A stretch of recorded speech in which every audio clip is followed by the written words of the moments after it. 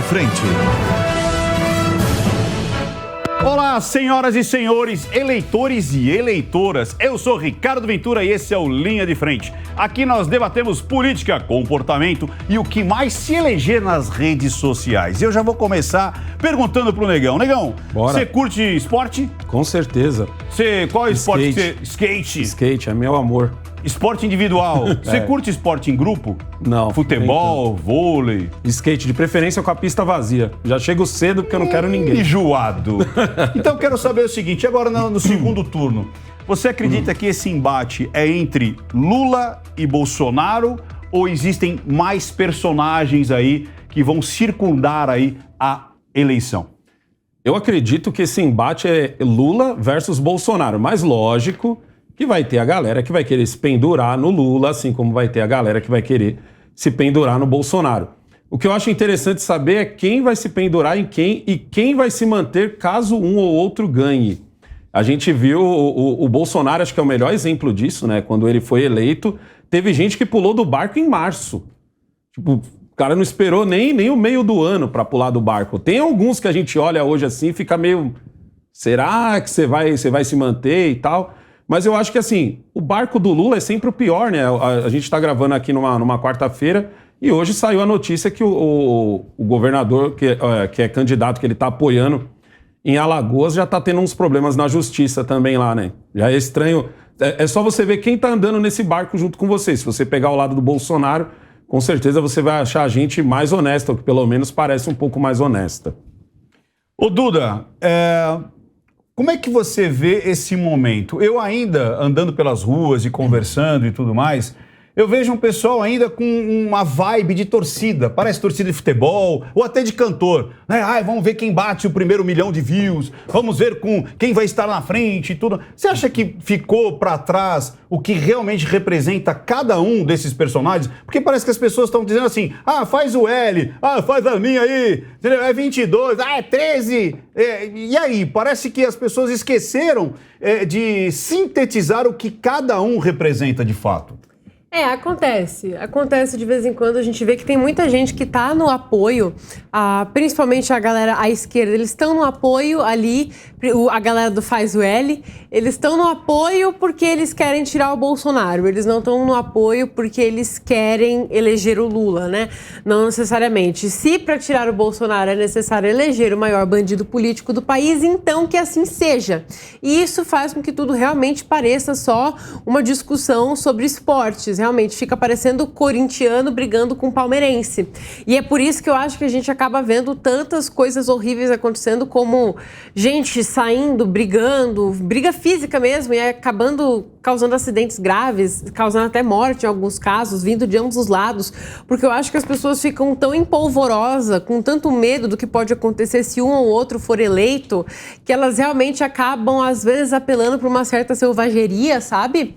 Mas eu acho que isso também faz parte do jogo. Eu, sinceramente, não acho que isso seria muito diferente. Não teria como ser muito diferente numa eleição polarizada como a que a gente está tendo. E polarização não é ruim. Não estou aqui para criticar a polarização. Mas eu acho que esse aspecto de torcida, de jogo de futebol, coisa assim, eu acho que isso se dá por ser algo tão polarizado. As pessoas ficam meio no desespero.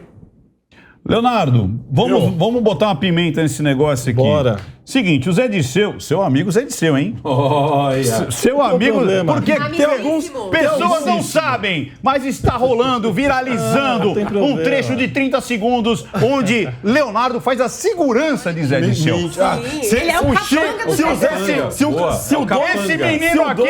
Esse menino com shape de grilo, entendeu? Fazendo segurança de Zé Disseu. Se o dono do Brasil tem Botou a mão na câmera, sabe aquele segurança que fala, não vamos filmar, não vamos filmar.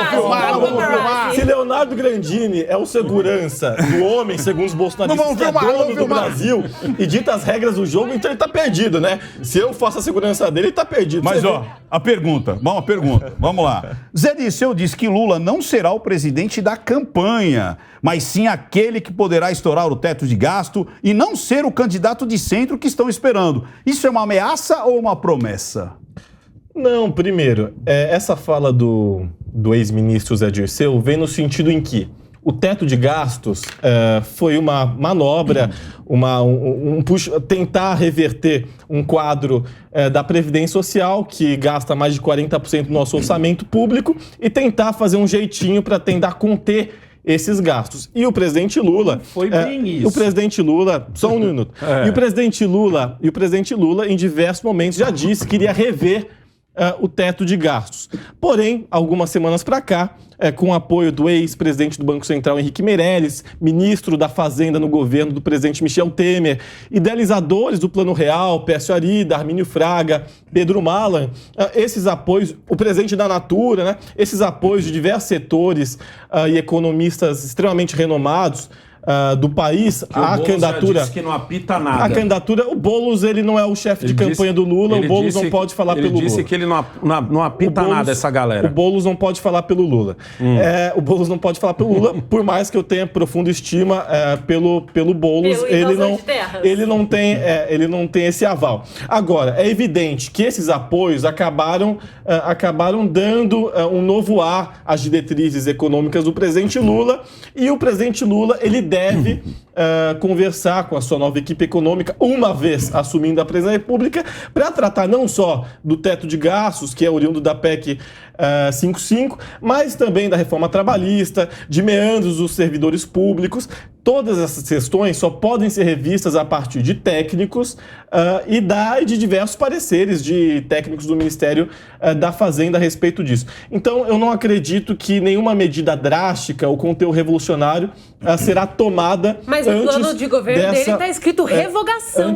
Não tem plano. Exatamente. Vocês já enviaram para o TSE. É um PDF de 21 páginas, é oficial, é só baixar. Vocês contradizem, porque uma hora vocês dizem que não tem plano, outra vez não é a versão final do plano, mas eles já enviaram uma para o TSE, tem 21 páginas. Eles enviaram um rascunho? Sim, está literalmente escrito revogação do teto de gastos, com todas as letras. São diretrizes que tratam a respeito disso. E realmente o teto de gastos é um absurdo em termos práticos, não resolve o problema. É como ter um presunto na sala, sabe? E você ficar matando as moscas em torno do presunto e não tira o presunto. É a mesma coisa. O problema, eu não entendi sua metáfora. Você faz o quê? Você arranca a embalagem do presunto e deixa as moscas saírem. Essa metáfora de presunto com mosca. Cara, quando você deixa um presunto... Deixa eu traduzir. Quando o Bolsonaro chega minimamente perto de extrapolar o limite, a esquerda fica toda louca. E agora estão me falando que o teto de gastos é um problema? Quando você deixa o presunto no meio da sala, vem mosca, certo? Certo.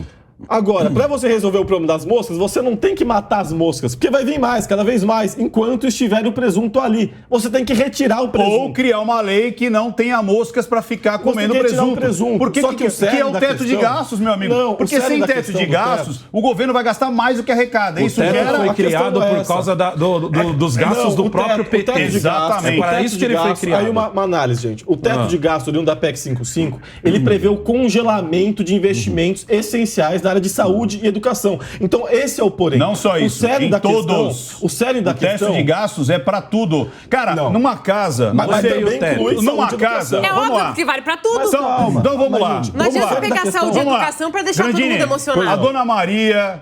negra, que você gosta de falar. Dona Maria, negra, periférica, com 2 filhos, que pega trem de manhã. Quanto que essa mulher ganha por mês? Salário mínimo, R$1.212. Ela pode gastar 1.500? Não pode. Isso que o governo está dizendo. O teto dela é 1.200. Isso é uma falsa impressão. Como? Se a dona Maria pegar mais R$300, ela tem que pagar juros para alguém. Ajuste fiscal. Pelo amor de Deus. Não, Ricardo. O que acontece? Responsabilidade fiscal é importante para qualquer governo. Inclusive numa casa. Até para dona Maria, periférica, com 2 filhos. Ela vai entender isso. Dona Maria, o Grandini quer que a senhora se endivida? Como aconteceu lá atrás? Vamos liberar crédito. Aí depois, quando estoura, aí quando estoura, sabe de quem que é a culpa? Não de você que pegou crédito, que o governo que fez você comprar linha branca, viajar, trocar de carro. Aí a culpa sabe de quem que é? É do próximo governo. A diferença é que vão cobrar da gente. Estão tentando derrubar. Responsabilidade fiscal é importante. Agora, essa mesa faz milagre! Sempre tem mais. Responsabilidade Essa mesa faz Não é milagre. milagre. Quem foi o presidente do Banco Central durante os 8 anos de governo Lula? Henrique Meirelles, que deve ser um grande comunista, marxista, leninista, Do banco o quê? Qual banco? Do Banco Central do Brasil, durante os 8 anos de governo Lula. Foi Henrique Meirelles, que é um liberal esclarecido. E quem foi o governo da Dilma? Vai ter 2 anos responsabilidade. de consequente fez menos 3,5 do PIB. A Dilma é candidata a presidente da República? Eu não sabia. Não, mas então é uma informação. Não, era do nova. PT. Não, o Valdemar Costa Neto é do PL e é ex-presidiário, bandido. A gente tá condenado. dizendo que é uma. E daí que é do PT? Mas a Dilma anda com o Lula até hoje, braços dados ou não ali. E o Valdemar Costa Neto também. E o Fernando Collor também. Não, de braço dado. Cadê a foto? Cadê a foto? Bolsonaro. Não, o Jair Cadê a Messias foto? Bolsonaro. A Dilma não é ex-presidiário. O Valdemar Costa Neto é ex-presidiário. O Lula é ex-presidiário. O Lula é ex-presidiário. Pronto, Ah, então o Lula. pronto. Então vamos fazer essa paridade agora. Vamos colocar na balança. Valdemar da Costa Não Neto, separa, Eduardo Cunha, não exclua Lula. Tudo a bem, Dilma. Tudo bem. Eu chamo as feministas. Vamos botar um pouco de paz aqui, porque eu vou chamar a Jamile. E Jamile, a provocação, já que trouxeram o Boulos aqui para a mesa, né, eu quero saber o seguinte, Jamile, o Boulos disse que o vice Alckmin não influenciará em nada no governo Lula.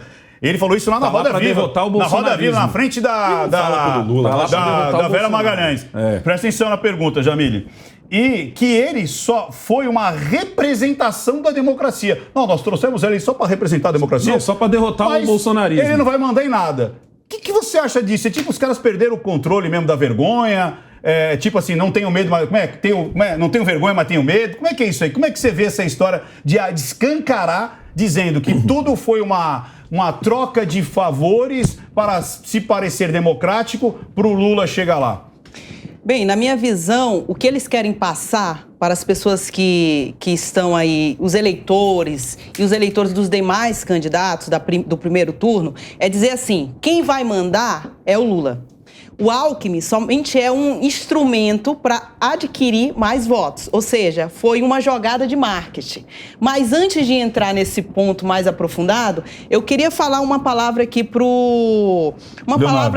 frases, né? Boa. Para o Leonardo.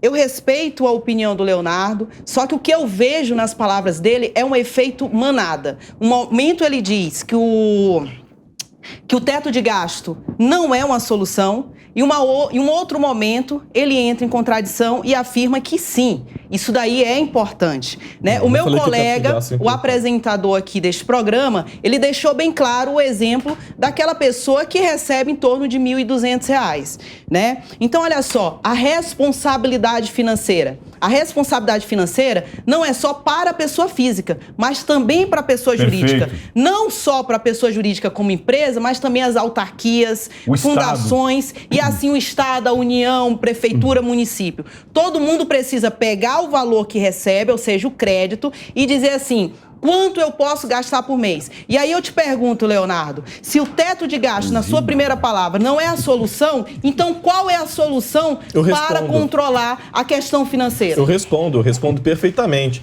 Está na Previdência Social a solução. Hoje, 98% da máquina pública são professores de ensino superior, de ensino básico, são garis, enfim, são pequenos servidores públicos.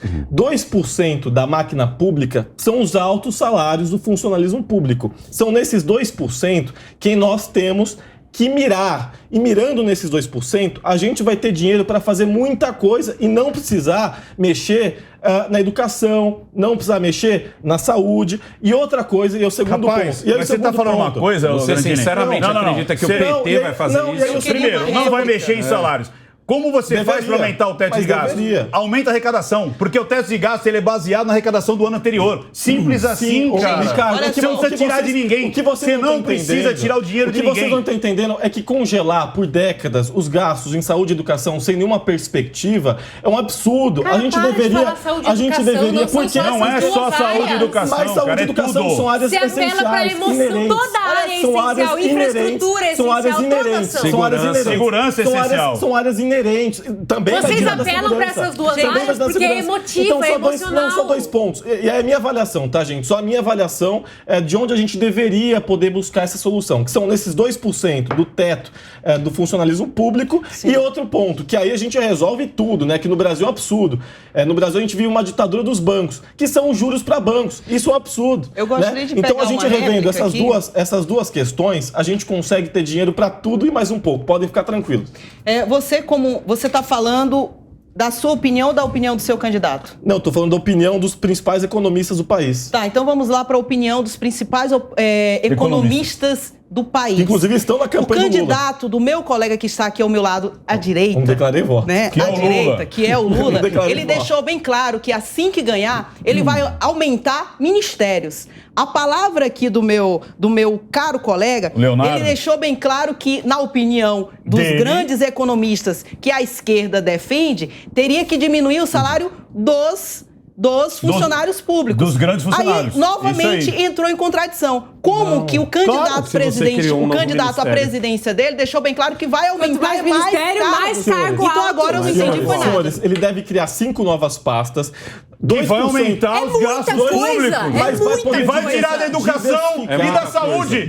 O Lula vai tirar dinheiro da educação e da saúde. Diversificar. Inclusive, quando eu digo 2% dos funcionários públicos, estou dizendo de político. Eu defendo sim a Isso, redução de então. salário de político. Então Eu por que defendo, você sim, defende aumentar pasta, Ministério. aumentar Para poder ministério? dividir melhor E as pagar funções, mais gente. prerrogativas, E tirar- diminui o valor, e tirar- diminui o salário. Ó, e Você outra- diminui o realmente acha salário. que isso vai ser Mas é feito? o que Você eu tem no teu defendo. âmago. Não, A o que questão acha, nem é eu não essa, a acho. questão é você Eu tô realmente acha dizendo que o que eu PT vai defendo. fazer isso. Eu tô dizendo o que eu defendo. Nem o PT, nem Então os vamos lá, bolsonaristas deixa eu ver se eu defendem. entendi. Deixa eu ver se eu entendi. Então é legal aumentar os ministérios e tirar o remédio de pressão da Dona Maria, preta, Ricardo, pobre, não, periférica, não, é porque mentira é que não vai saúde. tirar- não vai Claro, tirar. Ele apelou você pra- acabou de ele falar. apelou igual Não vai tirar você. remédio nenhum. Você acabou de Ele apelou falar. igual Os 5 Você ministérios, acabou de falar os 5 ministérios que vai tirar vão a ser criados saúde. São ministérios fundamentais que tratam Não, de mas a conduta- Dona Não são Maria. fundamentais. Mas a pressão da Dona Maria é Não, fundamental. que tratam de questão indígena. Mas a Dona que Maria é tratam fundamental, de questão cara. racial, que tratam de questão da mulher. Então Já vai ter tem que o criar- Ministério dos Damares. Direitos Humanos, Sim, da mulher e E da aí vai criança. dividir pra gente poder concentrar gastar mais melhor. dinheiro e pagar Não é mais gastar funcionário. dinheiro, é pra poder Não, não vai concentrar gastar dinheiro melhor nenhum, os não vai, esforços imagina. nas questões indígenas, Grandini. nas questões raciais, A doutora- nas questões Não da vai gastar. cultura. Caraca, mano. Nesse sentido. Agora, se a gente reduzir o salário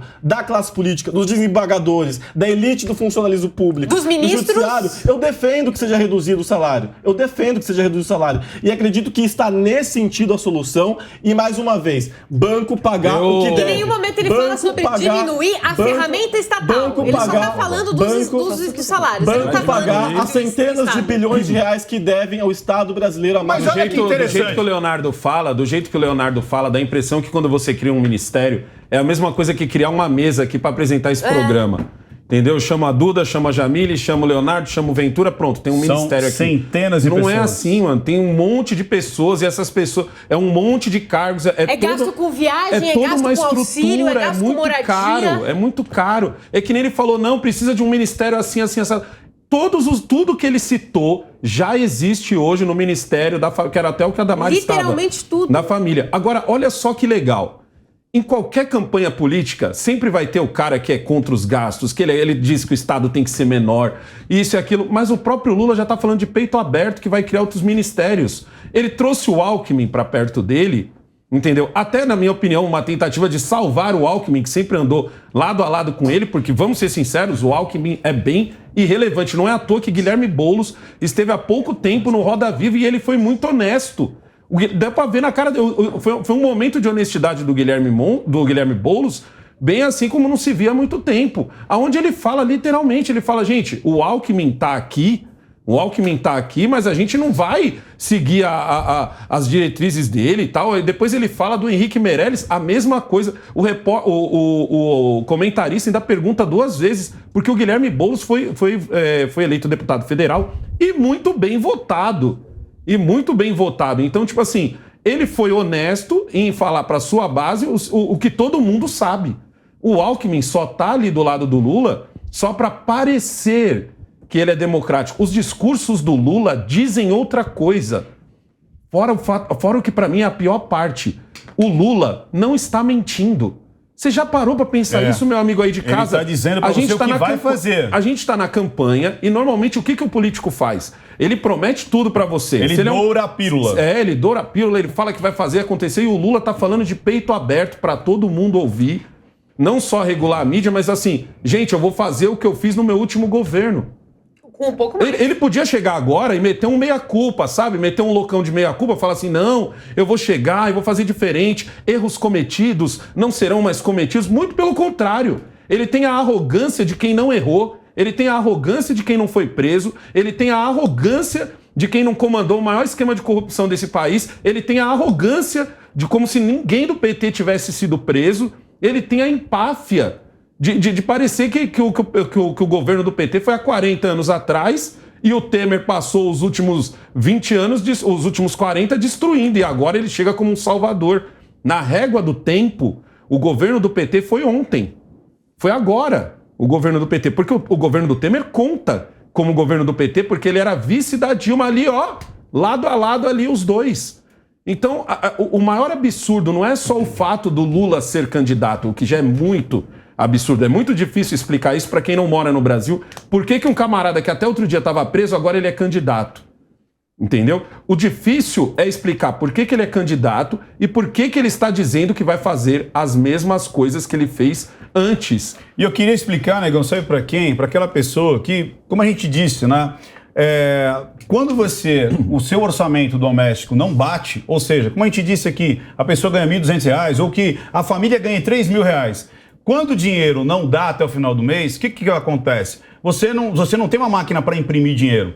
Você tem que pegar esse dinheiro emprestado. Normalmente você vai pegar do banco. Aí, quando você ganhar o dinheiro no próximo mês, você vai pagar juros para o banco. Porque o banco não vai te emprestar porque é amiguinho seu.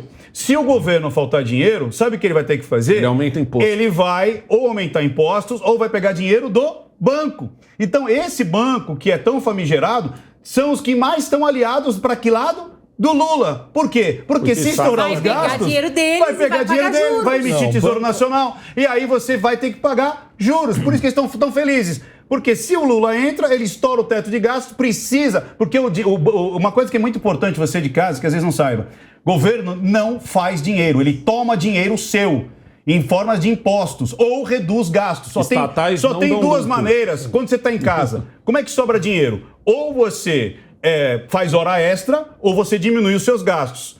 É isso que o governo tem que fazer. Ou seja, ou não ultrapassar o teto de gastos ou gerar riquezas. Em vez de incentivar o empreendedorismo, fazer com que as empresas, as indústrias produzam, cresçam. O turismo. Cuidar de infraestrutura para que empresas possam chegar em cidades não é o governo, longe. É a indústria, é o comércio, é a Dona Maria que faz bolo, porque ela vende bolo e gera dinheiro. É o seu José que faz o cachorro-quente e gera dinheiro. Essas pessoas que precisam ser olhadas para produzir dinheiro e gerar impostos. E não tomar imprimir mais impostos das pessoas produzindo as mesmas coisas e elas sem ter esse dinheiro. Então está muito claro. Primeiro, vamos botar mais ministério, vamos ter mais gastos. Vamos estourar o teto, vamos pedir dinheiro emprestado, vamos ter mais gastos. Vamos se alinhar aos bancos, mais gastos. Ou seja, o que o Lula está prometendo é: vamos acabar com a economia do Brasil. Simples assim. E as pessoas estão dizendo: vou comer picanha, vou comer picanha. Como se comesse picanha. Eu queria que as pessoas mostrassem comendo picanha para mim é o pior argumento do mundo. E não tem. Quando você vê um cara falar muito de picanha, significa que nem de churrasco ele manja. Ele manja. Se vacilar, ele não sabe nem acender uma churrasqueira. Não sabe nem qual é a parte do boi que é a picanha. Esse negócio de falar só de picanha já significa que o cara nem de churrasco ele manja. Eu quero passar para a Jamile e ainda fazendo uma provocação, Jamile. Eu sei que você vai falar o que você já ia falar e mais essa provocação. Olha que interessante. O PSDB revela o verdadeiro teatro das tesouras pedindo a cabeça do Rodrigo Garcia por apoiar Bolsonaro. Ou seja, não era o PSDB que era de direita? Então não é mais de direita? Ele ficou bravo porque o Rodrigo Garcia está apoiando o Bolsonaro? Ou seja, nós vivemos uma fantasia até hoje porque não existia direita no Brasil? Era a esquerda mais gourmet, uma esquerda mais radical, MST, que existia? Como é que você vê isso agora? Será que o povo brasileiro acordou e entendeu que não existia o outro lado, só existia um lado, por isso que não existia polarização? Perfeito. Eu quero voltar um pouquinho nas palavras do meu colega Alexandro, onde ele explicou um pouquinho sobre a questão dos ministérios. Olha só, você tem que tomar bastante cuidado. Às vezes a gente ouve muitas pessoas comentando e às vezes essas pessoas acabam comentando sem ter propriedade do assunto. Boa. Olha só, ministérios são criados, sabe para quê? Qual é o objetivo, qual é o escopo? É pegar essa bancada, é pegar essa pasta e dizer assim, essa pasta aqui é para esse partido que acabou de vir para o meu lado. Exatamente. Quais foram os partidos, pense comigo, quais foram os partidos que se alinhou à esquerda?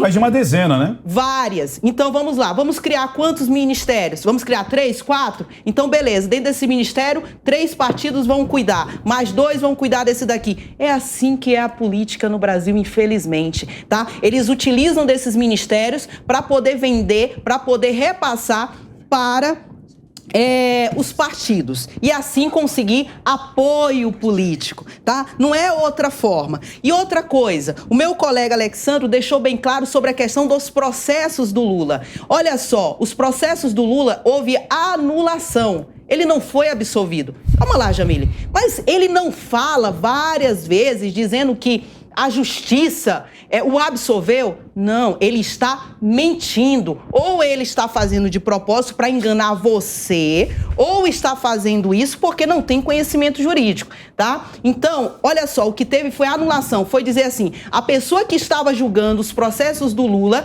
não poderia julgar. Logo, eu anulo todos os atos jurídicos, tá? O que fez? Voltou ao status de que era antes, tá? Então, ele não foi absolvido. Não foi analisado se o Lula roubou, se roubou não, desculpa, se ele furtou, se apropriou ou alguma coisa nesse sentido, tá bom? Então, ele não pode dizer que é inocente, ok? Em relação ao PSDB, gente, é uma jogada.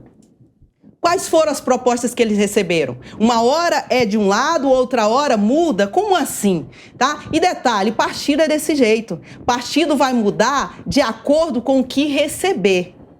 Não tem pra onde correr. É política, tá? Agora eu não sei qual foi a jogada que teve ali naquele momento, mas eu gostei da atitude dele, viu? Foi contra o partido, mas o partido precisa dele. Então vai pensar... Mas é só parte, e é parte do PSDB. Porque parte do PSDB tá mais pro Lula e parte do PSDB já tá mais pro Bolsonaro. Uma parte pode dizer, eu não te quero. Tá dividido. Só que eu preciso de ti. Ele quer sobreviver, na verdade. O partido tá dividido, né?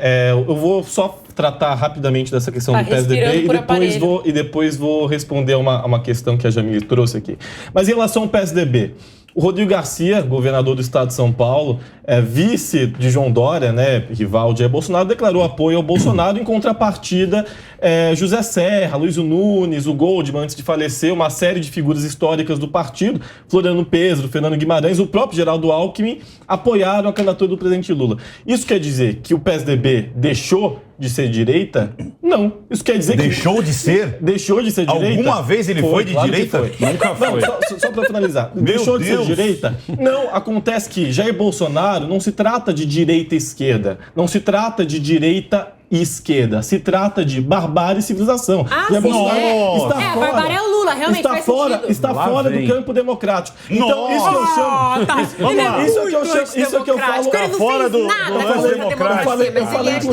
Eu falei em outros programas também. A questão de estar Simone Tebet, Henrique Meirelles, o grande revolucionário Henrique Meirelles, uma série de economistas liberais em torno da candidatura do Lula contra Bolsonaro, não quer dizer que eles tornaram de esquerda. Henrique Meirelles não virou um comunista. Só quer dizer que Jair Bolsonaro é ruim até para o próprio capitalismo e para a manutenção das instituições, porque ele é uma pessoa extremamente ruim para os bilionários. Não, ele é ruim para o povo. Ele é ruim para o povo. Quem é milionário, ou seja, aqueles que produzem, os industriais, o agro, entendeu? Agora, os bilionários com B, que só tratam de dinheiro por dinheiro, esses não gostam do Bolsonaro. Sabe por quê? Ele é tão ruim porque o dinheiro vai ter que ser aplicado no mercado e não simplesmente na especulação financeira. Eu vejo isso. Eu já participei de algumas reuniões com bilionários e eles torcem pro Lula.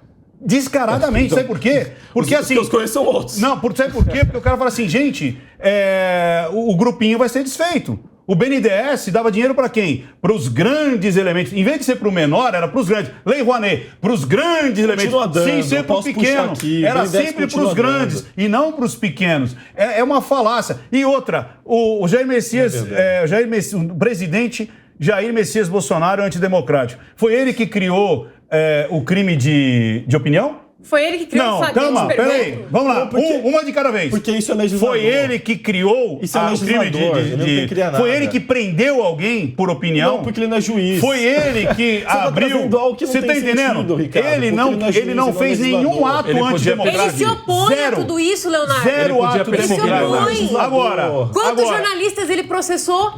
Ele tem poder de perseguir, quantos canais Leonardo. ele tentou censurar? Ele não é legislador para criar lei. Ele sempre fez questão de se opor a Ele pode sim abrir decretos. E ele não é juiz para condenar. Me fala um ato antidemocrático que ele instituiu. Uma vez em que ele pôs a democracia. Ele não consegue porque... Não, consegue então ele não é antidemocrático. Ele nunca fez nada. Então eu não sou um assassino porque eu não consegui assassinar ninguém. Ele não consegue... Não, você está comparando com um golpe de Estado. Um golpe de Estado exige apoio da classe financeira, exige apoio dos altos oficiais das Forças Armadas, e ele não tem esse respaldo e não tem esse apoio. Se ele não fez nada antidemocrático, por que vocês chamam ele de antidemocrático? Mas não é por falta de vontade, por conta das falas e ações. Quais ações? Ações, tá, me fala uma ação. Senhores, primeiro, deixa eu continuar aqui o raciocínio que eu tava, tá? Só pra eu poder finalizar. Não, porque às vezes você fala uns absurdos. Não é absurdo. Que a gente precisa trazer o público, porque pode parecer que é verdade. Do mesmo jeito que o Lula fala que é inocente, você diz que o Bolsonaro é antidemocrático. O Lula é inocente. Sim.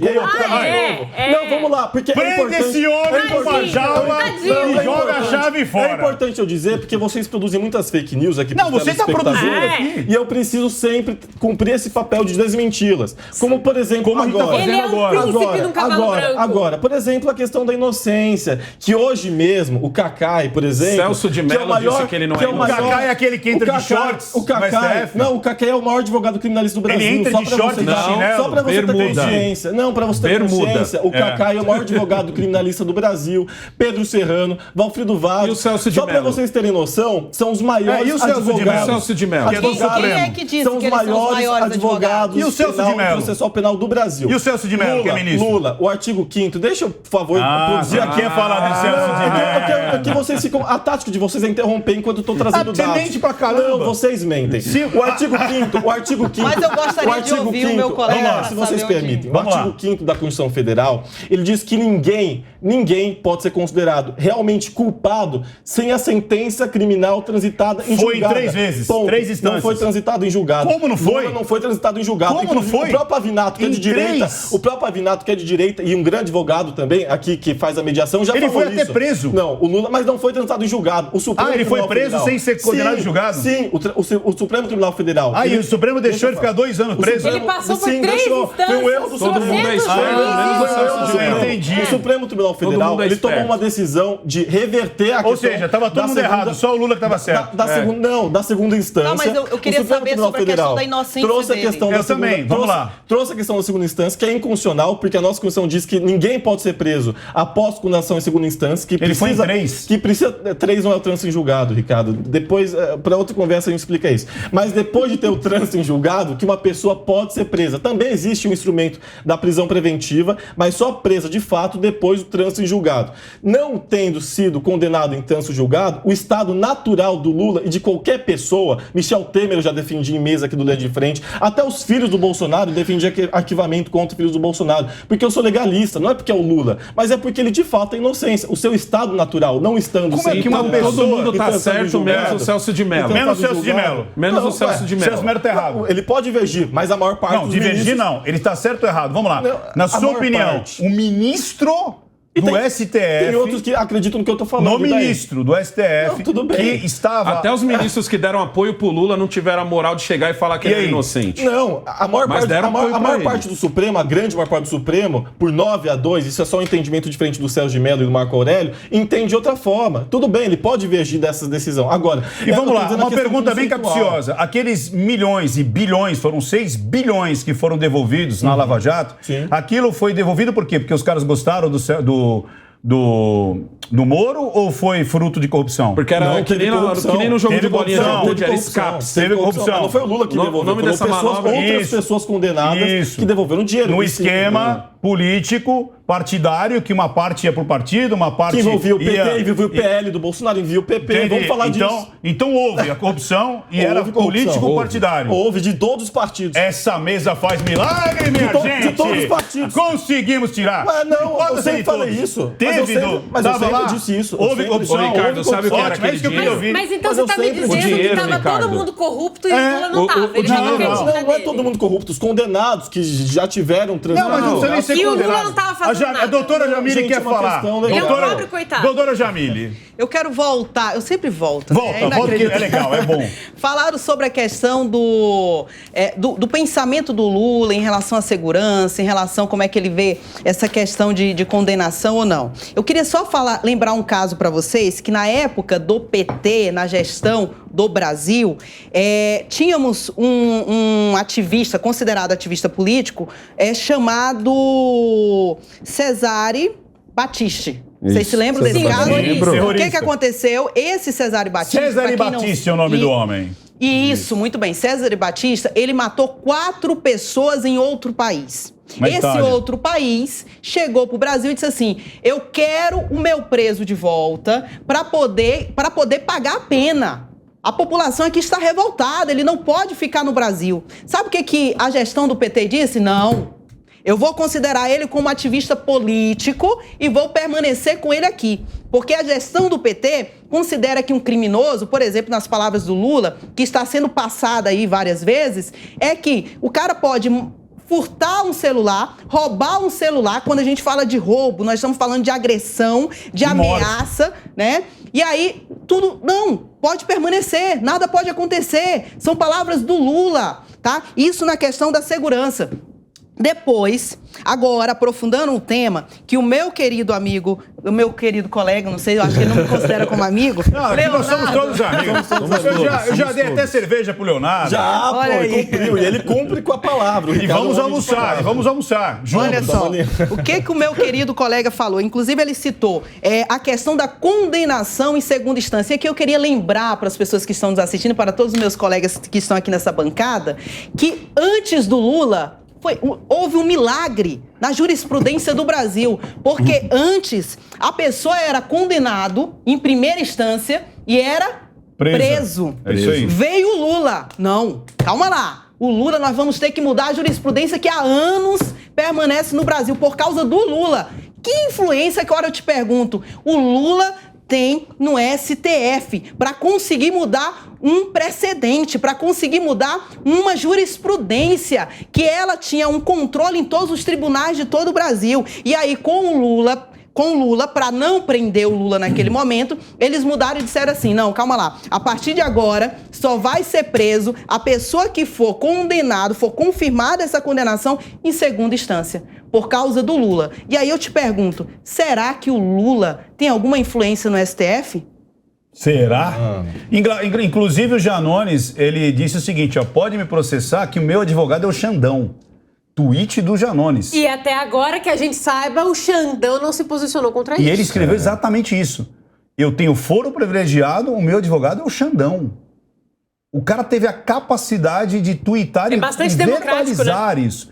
Que ele não tem medo de ser processado. Ou seja, existe a balança da justiça, ou ela deixou de ser cega, ou ela está com um contrapeso que a gente não está sabendo. Quebrou o braço dela. Ricardo, eu gostaria de usar um exemplo aqui, porque o meu querido colega, que eu já vou dizer que é colega, amigo já, né? Leonardo, amigo próximo. Desde criancinha. Né? Íntimo. Ele tá até democrata, ele não aqui, conseguiu ó. explicar a questão da absolvição azul é tucano. do Lula. E aqui eu queria te explicar o que foi que aconteceu, você que está nos assistindo. Vamos dizer que o Ministério Público é o Alexandro.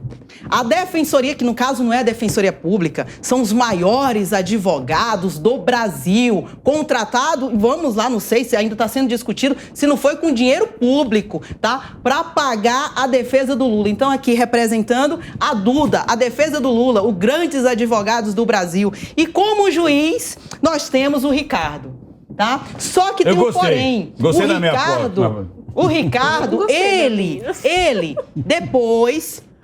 Ele condenou o Lula, tá? O Ministério Público fez a denúncia, o Lula tá aqui, ó, meu querido amigo Leonardo, Opa, né? Leonardo é o Lula. Condenou o Aí ele Leonardo gostou. em primeira instância, tá? A defesa do Lula não conseguiu provar a inocência. O juiz aqui que está aqui na bancada disse não, ele é culpado. Foi para a segunda instância, confirmou a condenação que Com mais 5 juízes. isso, com mais pessoas julgando o caso, que entendeu que E o aumentaram Lula a pena. deveria Ô, ser Jamile, condenado. deixa ela espera aí. terminar. Não, vou terminar. Só que aí depois, o PT não satisfeito, Presta atenção na porque aula. Eu sou o interrompido, nosso mas eu não juiz- interrompo. É Pode isso ficar aí. tranquilo. O nosso juiz aqui, que está como exemplo, o Ricardo Ventura, ele saiu. Ele saiu, foi se tornar ministro do presidente atual naquela época. O que aconteceu? O PT ficou... Pé da vida. Pé da vida. Ficou chateado. Disse, não, agora vamos utilizar o fato dele ser ministro para dizer que ele tinha influência, que ele era parcial nos julgamentos para poder anular tudo. Foi o que aconteceu. Pegaram essa brecha, tá? Por ele ser ministro e conseguiram anular nada a ver. todos os Porque julgamentos. eu sou obrigado a todas trazer as mais verdade. condenações. Jamile, E com isso, ele eu não posso se tornou conversar inocente.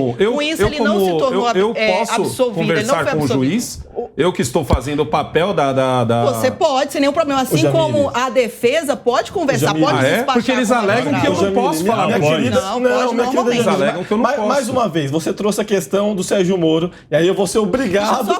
Deixa eu só concluir, Por favor, Leonardo. termine. Então, o que acontece para você que está nos assistindo? O Lula, ele não foi absolvido, tá? Então, a partir do momento em que ele prega, dizendo eu sou inocente porque todas as esferas me absolveu, nenhuma esfera Ele pode absolveu dizer o Lula. que é inocente, tá? mas ele não pode dizer que foi inocência é uma dizer. coisa, ô, Isso Jamile. mesmo. Ele Então, pode o que chegar e acontece? dizer que é Hoje inocente. tem que gerar um novo processo, mas aí tem que analisar a questão da prescrição ele é e alguns inocente, outros é isso que eu detalhes. tô querendo dizer. Então, tem que ter um novo processo para começar tudo de Então ele novo. pode dizer que é Portanto, inocente, estado porque ele não dele é de pode dizer que foi inocência. absolvido. O estado, e já que o estado dele Foi inocentado, por conta é a disso, palavra de que ele usa. inocência. Agora, os processos foram anulados.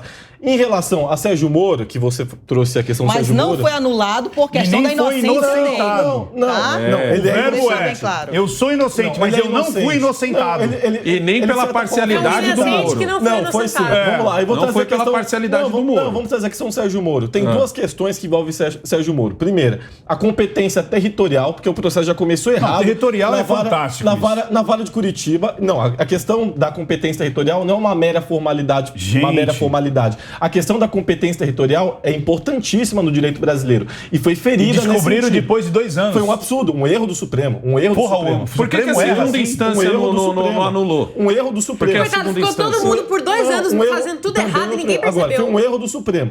E outra coisa, a questão mundo Tinha um errou, amigo né? pra que o avisar. Supremo declarou Um amigo é Sérgio ótimo. Moro parcial. E como diz, não só a nossa Constituição, mas o artigo 10 da Constituição das Nações Unidas, que o Brasil aderiu, ratificou, faz parte, todo mundo tem o direito de ser julgado por um juiz imparcial. E o Supremo não considerou Sérgio Moro um juiz imparcial, bem como endossou Depois de anos, os grandes né? juristas internacionais. Depois de anos. Foi por conta disso. Foi por conta disso. Mas que acabou. Peraí, Mas eu o quero- processo volta, a Jamile tá aqui. O Mas processo volta essa não. é a questão, presta atenção. Não Você pelo que Moro está- ser parcial ou não. Aí Você sim, que porque está- estava no lugar errado. Se fosse tão imparcial, beleza. Sim, Vamos até essa é a dizer justificativa que territorial. ele Eu quero fazer seria depois uma imparcial. pergunta bem contundente pro Negão e pro Grandini aqui. Se preparem que vai ser... E você que está em casa, se prepare que essa pergunta vai mudar a sua cabeça. Jamile, Olha continue. só, vamos dizer que o Moro seria parcial. Ok. Mas se fosse, não subiu para a segunda instância e mesmo assim os desembargadores entenderam Eles são imparciais que também? tinha muitas provas para condená-lo? Então, Mas já na esses 5 primeira foram instância- imparciais? Então, mas se já na primeira instância. E na existe terceira uma instância, de irregularidade, novo, foram imparciais também? todo Quando os trâmite. desembargadores Mas vão eles foram julgar imparciais? no tribunal, Não, o que eles não. acontece? O que eles fazem? Eles analisam as provas. Não é o que o juiz falou. Eles analisam as Sim, provas. mas esse é o ponto. Provas de um juiz parcial. Não, as provas foram Não, que o as Lula provas estudou que e o MP produziu- juntou. Foi a investigação, não o juiz. Não é o juiz que investiga. Mais uma vez, eu li os autos, eu li os autos, eu li o processo envolvendo o sítio de Atibaia. Não existe prova alguma. Como não existe prova? Não existe prova. Inclusive, eu já falei Pelo amor de Deus. Eu já falei aqui 3 vezes, essa é a 3ª vez, que Sérgio Moro apresente pra Jovem Pan onde? A página, me dê a página onde estão as provas. Mas vamos lá, eu quero mudar de pauta, mas antes eu vou fazer uma pergunta muito básica que o pessoal de casa vai entender essa situação, porque tudo foi anulado por conta da base territorial, né? Foi a principal justificativa. A principal justificativa. Então vamos lá. Vocês lembram daquele médico anestesista que violentava as pacientes na hora do parto? Sim. Beleza. Aí ele foi condenado em Santos. Só que aí descobriram que não era em Santos, tinha que ser em São Paulo. Aí ele foi inocentado. Aí eu pergunto pra vocês, judicialmente, ele é inocente. Negão, você levaria sua esposa... Ele não foi inocentado. Ele foi anulado o processo dele. O processo foi anulado, é diferente. A pergunta é, mas ele é inocente. Você levaria sua esposa para esse médico anestesista que estuprava as mulheres, não. Mesmo porque o trâmite foi num CEP errado? Não. Você levaria sua esposa para esse cara só porque o CEP foi errado? Não, Ricardo, mas isso não tem nada a ver. Não, você levaria sua esposa, sim ou não? Não, eu não levaria. O crime aconteceu, sim ou não? Eu não levaria, mas... Você não levaria? Pronto, é isso que eu queria saber. Ele não levaria por uma circunstância... O grande problema... Não, é para o pessoal entender. Porque ele não deixou de ser criminoso. Simplesmente vai ter que ser julgado em outro lugar. O estuprador não deixou de ser estuprador, o corrupto não deixou de ser corrupto. Só porque foi julgado em outro lugar. Agora as pessoas entenderam como é fácil. Mas eu quero pegar uma fala do Lula, que é o seguinte, ó. Lula anda comentando a divisão do eleitorado brasileiro nessas eleições. Para ele, essa polarização vai acabar no dia 30. Na hora que fechar as urnas e anunciar o resultado, tudo terminou. Não tem mais bolsonarismo, não tem mais lulismo, nem o Leonardo flamenguista, vascaíno, corintiano, palmeirense. Quem ganhou, governa. Quem perdeu, chora. Simples assim, e a gente continua. Ou seja, será que ele já está percebendo, seja lá quem ganhou ou não? A pergunta é para você, Negão. Você acredita que essa direita, que nunca existiu, ou melhor, a última vez que ela se manifestou foi na Marcha da Família com Deus, em 64? Exatamente. Foi a última vez que a direita se manifestou. Você acha que ela vai parar, mesmo se o Lula ganhar? Não. Esse é o desejo deles, de calar a direita, calar a oposição? Primeiro a gente já tem que esclarecer uma coisa aqui da última discussão, que é o seguinte: o Lula até pode dizer que ele é inocente, ele pode chegar na frente das câmeras e dizer, gente, eu sou inocente. O que ele nunca vai poder dizer é que ele foi inocentado. Aí é onde está a diferença. Então é muito fácil você chegar lá e enforcar as letras e obrigá-las a falar a palavra que você quer, certo? Já no que você estava falando aqui, Ricardo, eu acho o seguinte: o Lula já perdeu essa eleição. E eu não digo que ele perdeu porque o Bolsonaro vai ganhar dele. Mesmo que ele ganhe, ele já perdeu a eleição. Foi colocado no Congresso 100 bolsonaristas. Não foram colocados 100 políticos do PL, entendeu? Foram colocados 100 bolsonaristas. Foram colocados 15 bolsonaristas no Senado. Isso significa que o Lula, sei lá, chegou o impeachment do Lula, eles vão conseguir passar? Não, isso não significa isso. O que significa é o seguinte: o que significa é que, o mensalão vai ficar bem mais caro.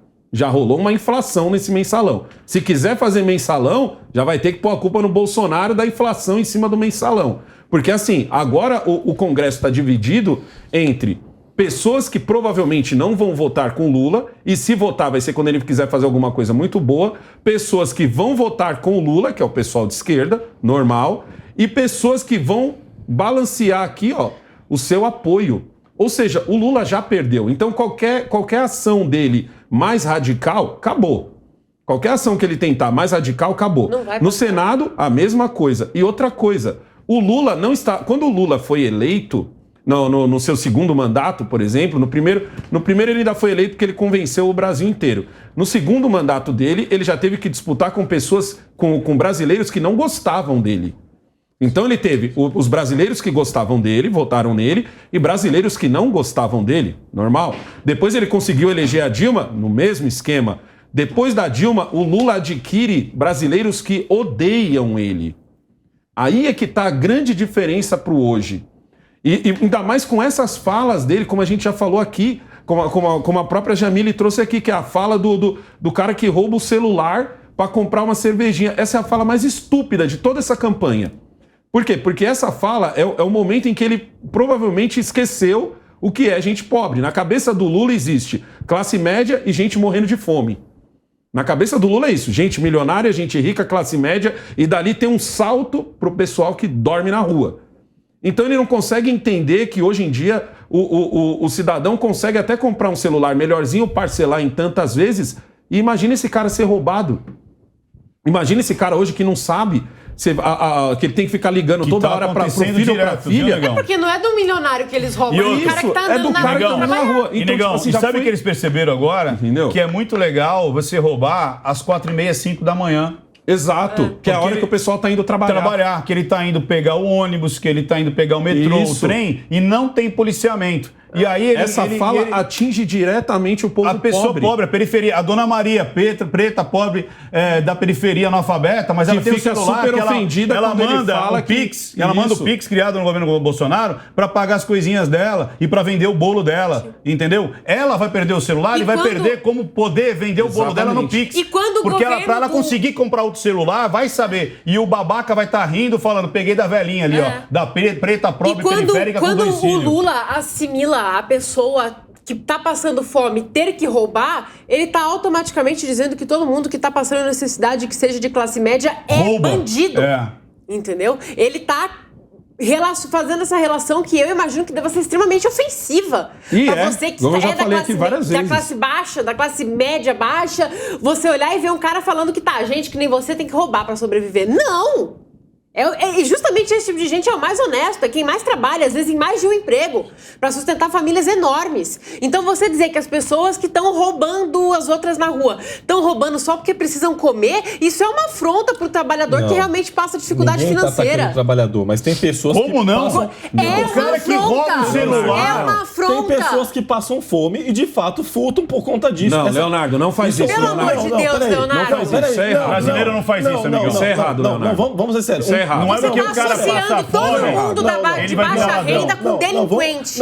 Um garoto que rouba, por exemplo, comida em um supermercado porque tá passando fome. É um exemplo. É a exceção da exceção. Isso é crime. Isso continua sendo crime. Eu sou legalista. Continua. O seguinte, isso continua sendo crime. Mas isso é exceção da exceção. Ponto. Mas entra numa escola pública e pergunta quantos adolescentes estão roubando e quantos estão trabalhando como jovem aprendiz. Não estou defendendo. O Léo tem razão. É uma questão de educação. Não, o Léo tem de oportunidades. Vamos lá. Você tem que admitir, Leonardo, que ele ofende, ele perdeu a régua. O que ele falou do pobre? O Lula Jamile vai falar. Isso daí é um pensamento. Eu vejo muito esse pensamento de vitimismo, muito advindo da esquerda, sabe? E eu acho interessante porque essa pessoa que fala e que tem esse tipo de linguagem, a questão do furto do celular ou do roubo do celular, e quem sabe nesse roubo vira aí uma morte por causa de um celular. Essas pessoas que falam isso, sabe o que acontece? Essas pessoas são aquelas que, furtou, compra o outro. Último iPhone. Ou seja, essas pessoas da esquerda que têm esse tipo de pensamento são pessoas de classe média alta ou de classe média pra cima, sabe? São pessoas que têm condições financeiras. Eu quero ver um pobre que trabalhou, que lutou, que se dedicou pra conquistar um celular, nem que seja um celular de R$ 1.500 e teve seu celular roubado com uma arma, tá? No pé da cabeça na hora de ir trabalhar. Rezando, isso eu quero ver ele falando. Mas aí, eu queria só trazer mais uma questão. Por favor. Essa frase, ô Ricardo, que você trouxe do Lula, se tu quiser repetir aí. Ele disse o seguinte, que a polarização vai acabar no dia 30, porque na hora que fecharam as urnas e anunciaram o resultado, terminou. Não tem mais bolsonarismo, lulismo, flamenguista, vascaíno, corintiano ou palmeirense. Quem ganhou, governa. E quem perdeu, chora. Ou seja, quem perdeu não participa do governo. Você entendeu? Pelo contrário. Isso é natural. O PT participa do governo Bolsonaro, isso é natural, gente. Claro que participa. Lógico que participa. Olha o que vocês estão Leonardo, quantas vezes tem algum petista em ministério? Tem algum petista em ministério? Tem algum petista em secretaria? Se o PT não quiser que uma coisa passe, ela não passa. Mas é o papel que eles vão cumprir. Então ela participa. Meu Deus, gente. É óbvio. Fora impetrar ações e ações no STF. É evidente para atrapalhar uma CPI do circo que não adiantou em nada. Isso não é trabalho. Eles vão pela oposição. Você entrevistou, é natural. uma psicóloga. Você entrevistou uma psicóloga, que agora eu não vou lembrar o nome, ela é loira, cabelos curtinho aqui, uma mulher muito sábia, que tá passando no TikTok, assim, nessas redes sociais aí, muito. Essa frase dela quando tu faz a pergunta para ela. E ela dá esse seguinte exemplo. Existem vários tipos de psicopatas na sociedade. O psicopata, ele pode ser criado numa condição que não tem grana. Isso. E aí ele, quando ele não tem grana, ele pode roubar e pode ser um grande líder no mundo da organização criminosa. Isso. Ele pode também entrar no meio da alta sociedade. E no meio da alta sociedade, ele pode ser um grande líder que pode fazer barbáries. Tá? Então, eu vou contra o que o Alexandro falou, porque eu não vejo que ele não sabe. Pelo contrário, ele sabe do que está falando. O Lula, quando expressa a opinião dele, se você não tiver cuidado, você tira o dinheirinho que você tem no bolso e dá pro Lula e começa a chorar. Porque ele sabe como produzir as palavras e mexer no teu coração. Sim, já analisei. Então, essa é uma questão. Agora, outras palavras que o meu colega Alexandro falou, a questão de dizer que foi colocado, que foi inserido no Congresso Nacional vários parlamentares bolsonaristas, nós temos que tomar cuidado. Porque eu quero acreditar que essas pessoas estão indo ao rumo do que o Brasil precisa e não na ideia do que o Bolsonaro quer que seja votado. A gente tem que tomar cuidado. Exatamente. Mesmo a gente sendo de direita, nós temos que tomar cuidado em relação a isso daí, tá? Pode ser Lula, pode ser candidatos do PT, como pode ser também do Bolsonaro. Mas esses candidatos que lá estão, se vier um projeto de lei, eles têm que ter vergonha na cara para analisar o projeto de lei para saber se está indo contra os interesses do Brasil ou a favor dos interesses do Brasil. Você acha que isso vai acontecer, Negão? Tipo assim, vai ter um revanchismo. Você acha que a direita ela vai votar, né, os nossos deputados e senadores, eles vão votar para atrapalhar o governo Lula, caso ele ganhe, como a esquerda faz, porque a esquerda não vota a favor do povo, ela vota para atrapalhar o governo, ou as pessoas vão ter a dignidade, a hombridade de falar, não, isso é bom pro Brasil, nós vamos votar pro Brasil? Eu acho que eles Como é que você prevê isso? Eu acho que eles vão fazer diferente do pessoal de esquerda e vai votar a favor do Brasil. Mesmo que isso beneficie o Lula. Entendeu? Por quê? Porque hoje a gente acompanha a TV Justiça. Hoje a gente quer saber até de julgamentos. Quando que a gente... Se eu falasse isso pro Alessandro de 10 anos atrás, ele ia rir. Entendeu? E hoje a gente está muito em cima. E outra coisa também, todo mundo que foi eleito usando o sobrenome Bolsonaro já viu o que acontece com quem trai. Com quem trai. Quem trai, filho, vai pro esquecimento, acaba. Então, eu acho que muitos desses que entraram vão pensar 2 vezes antes de pular do barco. Mas eu acredito, sinceramente, que eles vão fazer diferente do pessoal do que o pessoal de esquerda fez e eles vão votar a favor do Brasil. Lógico que isso acontecendo, o Lula vai ganhar os créditos. Não tem como. Nós vivemos num país onde o povo acredita que quem manda é o presidente. Eles não conseguiram entender ainda que quem manda é Congresso e Senado. Então, você acha que isso não começou a mudar? Porque, olha, eu tenho conversado com muita gente... Devagar, muito devagar ainda. Muito devagar. Ainda é a coisa do... o Bolsonaro precisa fazer alguma coisa para baixar a gasolina. Tipo, parece que só tem ele. Muitas vezes não tem como ele fazer nada. Não, e parece que só tem ele. Tipo assim, o Bolsonaro precisa fazer alguma coisa para baixar o leite. Então, tipo assim, se o Bolsonaro tivesse atitudes de intervir no Estado, como o Lula já disse que quer fazer, como o presidente da Argentina está fazendo, se ele consegue, tipo, esse objetivo muito rápido que às vezes o povo que não tem tanta instrução quer, ele ia acabar tendo a popularidade dele lá em cima e a economia lá embaixo. Léo, de verdade, quero saber sua opinião, de verdade mesmo. Como é que você vê o Estado no sentido da economia? Você acha que o Estado ele deve ser linha dura, mandar em tudo, congelar preço, determinar taxas de juros, interferir no Banco Central, como foi até há pouco tempo, ou ele tem que deixar realmente as coisas fluírem para ter um crescimento orgânico, ou, de novo, vamos voltar para os milagres que nunca aconteceram nos últimos 30 anos, quando tinha plano disso, plano daquilo outro, que, na minha opinião, isso é uma pílula dourada que deixa a pessoa anestesiada por um tempo, que nem um crack. Né? A pessoa fica doidona, mas passa 5 minutos e ela volta à realidade. Como é que você vê isso de verdade? Você que é um cara bem infiltrado ali, o cara até... Não, sou infiltrado não. Faz parte mesmo. Ele é a segurança do Zé Dirceu. Capanga. Se eu fosse segurança do Zé Dirceu, ele tava ferrado, não, né? como é que você... Você que é um jovem que não passou pelo Petrolão, você não passou por estabilização de preço do Sarney, essa coisa toda. Você tá com quantos anos? Eu tenho 20. Tá. Ele mal viu o governo Lula. Mal viu o governo Lula. E defende o Lula. Mas vamos lá. Se isso for justificativa, a nossa colega aqui, o próprio Nicolas Ferreira, deputado mais votado, ninguém poderia falar nada. Isso não é justificativo. Mas, enfim, mas eu cobro. Isso não é justificativo. Mas vamos lá, e dá não é justificativo. 1 minuto que eu quero saber que a gente vai ir pro break. Não, e obrigado pela pergunta. Vamos lá. Ricardo. Em relação ao tamanho do Estado, eu adoro falar sobre esse assunto. Isso. Eu sou um social-democrata, né, de centro-esquerda, né, vamos dizer assim, em termos de Estado, tamanho estatal, e eu vou muito nos moldes escandinavos. Né? Eu já estive tendo uma série de pesquisas, já estive inclusive com um sueco, eu tenho um amigo sueco, a gente conversa sempre a respeito disso, e é muito interessante analisar o modelo sueco, da Noruega, da Islândia, da Finlândia, da Dinamarca, que são estados sociais-democratas. Todos esses países que eu citei são governados por partidos de esquerda, tá? Na Europa, e são países que percentualmente mais cobram impostos, carga tributária no mundo, que mais tem máquina pública inchada no mundo. Mas tem mas vamos lá, tem um probleminha só, que é o seguinte, eu acho perfeitamente a Suécia, a Suíça, funciona bem, só que eles são um país desse tamanhinho. Eles não são nem Alagoas. Sim. E aí a gente então é muito mais fácil. Não, mas não dá para você adaptar 230 milhões e tendo culturas diferentes e tendo quantos a gente tem? 5 mil cidades, cara. Mas, Ricardo, a gente é continente. A gente pode pegar um pouquinho de bom de cada país, assim. Não, tudo bem. Por exemplo, agora, eu não acredito que o Brasil tem condições de ser a governança de uma Suécia, de uma Noruega, porque, cara, uma coisa é você governar uma casa com 5 pessoas, e outra é uma com 50. É bem diferente. Por isso é importante. Então não dá para comparar. Sabe o que eu acho legal? Comparar o Brasil com outros países que têm a mesma quantidade de território e pessoas. Aí a gente vai ser honesto. Sim. Senão não dá.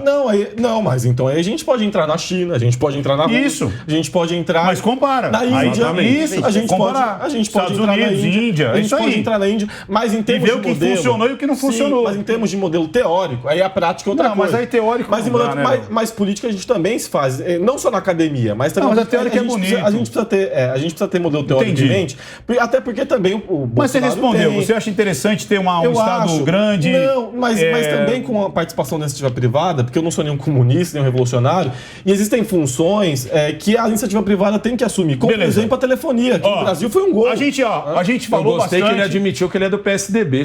Admitiu, gravata azul. PSDB. Pessoal, é o seguinte, só para deixar uma pulguinha, uma pimentinha para nossa audiência, que é o seguinte... Tem gente que, num desespero, rouba para comer? Tem. Agora, faz uma pesquisa. Quantas pessoas fazem isso por dia? E quantos assaltantes de celulares existem por dia?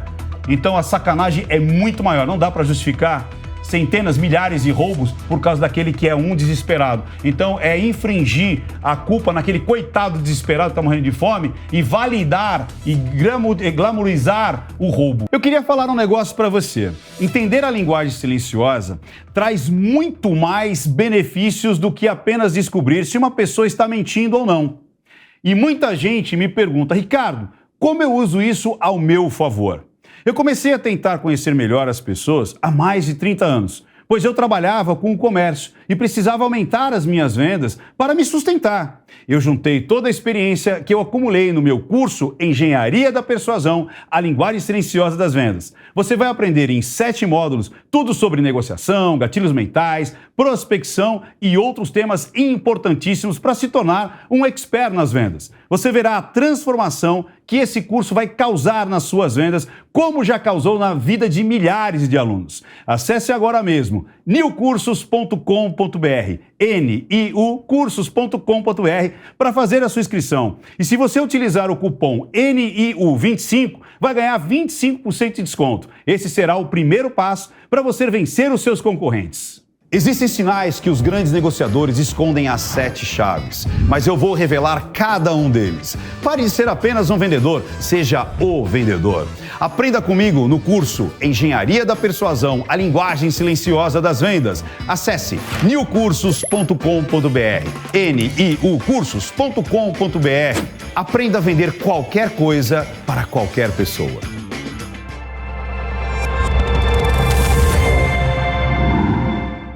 Eu quero fazer um quiz aqui nessa mesa, porque é importantíssimo a gente entender algo que aconteceu há tantos anos e, ao mesmo tempo, se reflete nos dias de hoje.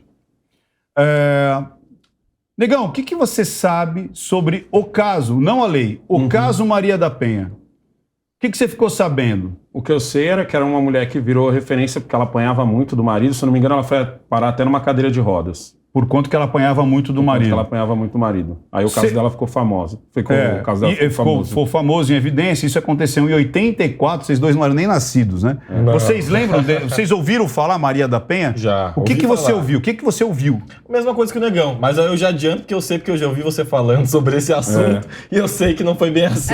Mas a história que você ouviu foi mais ou menos essa. Foi mais ou menos essa. Apanhava, tal. Do marido, aí mas a lei não vem em 84. A lei vem bem depois. Em 2002, se não me engano. 2016. Ah, bem depois. O que você sabe desse caso?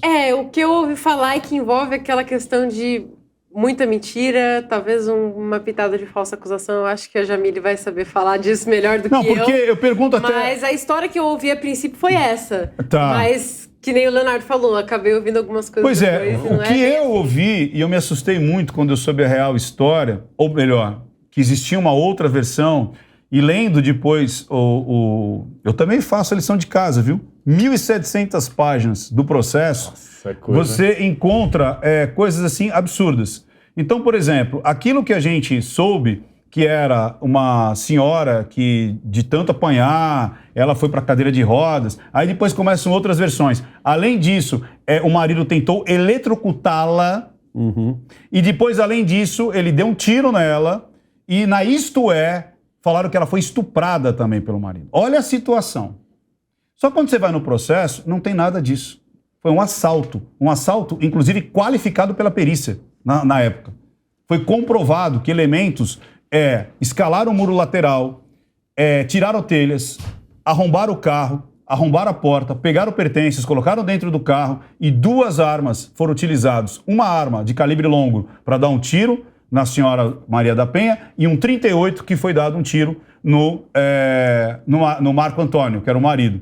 E essas armas nunca apareceram. E acredite, legalista, amigo legalista, sim, olha que loucura. Você acredita que ele foi condenado com um 38 que encontraram na casa dele, que foi comprado 1 ano depois dos eventos? Não sabia. Pois é, 1 ano depois. Está nos autos. E você acredita que ele foi julgado somente pelas palavras da Maria da Penha? Nunca ninguém foi ouvido no tribunal do júri, não fizeram reconstituição, não fizeram absolutamente nada. E aí é que eu jogo. Olha o que está acontecendo hoje em dia. Hoje em dia, homens estão sendo encarcerados simplesmente pela palavra que a mulher diz que aconteceu. Sim.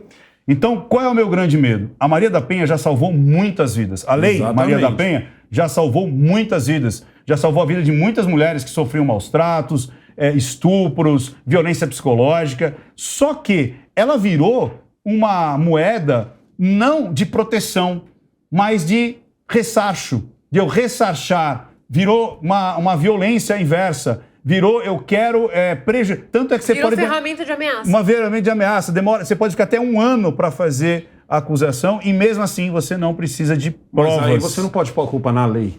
A culpa é do fato de você ter um judiciário que quando descobre que a pessoa não fez aquilo, não dá uma pena muito maior contra quem acusou. Mas eu acho absurdo você basear uma lei num caso que tem tantas discórdias, tantas falsas acusações, como é o exemplo da Lei Mariana Ferrer também. Outra coisa, amigo legalista. Sim. Tô falando isso com prazer, não é pejorativo, não. É porque eu tô trazendo você. Assunto. Eu achei interessantíssimo. Pra você entender. Olha que loucura. Demorou-se. Prescreve com 20 anos, não é isso? Isso. Sim. Demorou 19 anos e 6 meses para prender o Marco Heredia. Sabe por quê? Porque não conseguia ter provas contundentes para que ele, de fato, fosse considerado o autor dos tiros, do disparo. Nunca ele foi considerado autor dos tiros. Ele foi culpado pela única e exclusivamente a palavra da senhora Maria da Penha. Olha que loucura. E essa lei tem baseado nesse imbróglio todo. Depois, para quem quiser saber mais, aqui na casa tem mais um podcast onde o próprio Marco Heredia participa. Então participa o Paiva, Alexandre Paiva, um advogado criminalista, e o Marco Heredia. O próprio Marco Heredia contando as aberrações que aconteceu nesse fato. Aí eu quero trazer isso à tona. O Negão disse, mas a culpa não é da lei, a culpa é do judiciário. Por que que não faz uma investigação? Por que aceita logo de cara? Eu acho que a primeira, e aí eu quero trazer isso pro Léo também, eu acho muito justo você...